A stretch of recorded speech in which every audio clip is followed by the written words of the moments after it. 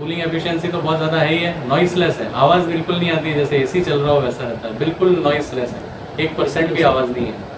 तो मैं highly satisfied हूँ कावा टॉर्नेडो जो मेरे यहाँ लगा हुआ है उससे।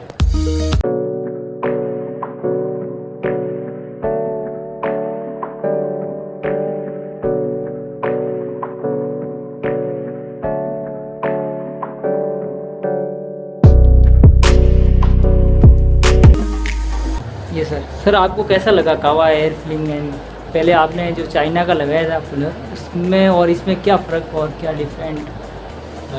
एक तो कूलिंग एफिशिएंसी बहुत ज़्यादा है, पहले वाले में जैसे हमको 65 to 70% ही कूलिंग हो रही थी, प्लस साउंड बहुत ज़्यादा था, प्लस स्पीड इतनी ज़्यादा थी कि वो दरवाजे अपने आप खुलते बंद हो जाते थे। कावा लगवाने के बाद एक तो नॉइस बिल्कुल ज़ीरो हो गई, साउंड बिल्कुल भी नहीं है, नॉइसलेस, बिल्कुल नॉइसलेस एसी की तरह चलता है, और कूलिंग एफिशिएंसी 90 to 95% है। इवन कई बार रात को हमको स्पीड कम करनी पड़ती है या चादर ओढ़ना पड़ता है, कई बार बहुत ज़्यादा ठंड लगती है और बंद करना पड़ता है इवन कूलर को, इतनी ज़्यादा ठंडक हो जाती है।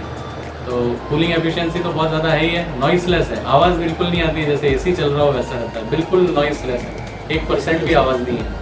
तो मैं हाईली सेटिस्फाइड हूँ कावा टॉर्नेडो जो मेरे यहाँ लगा हुआ है उससे। Thank you sir, thank you.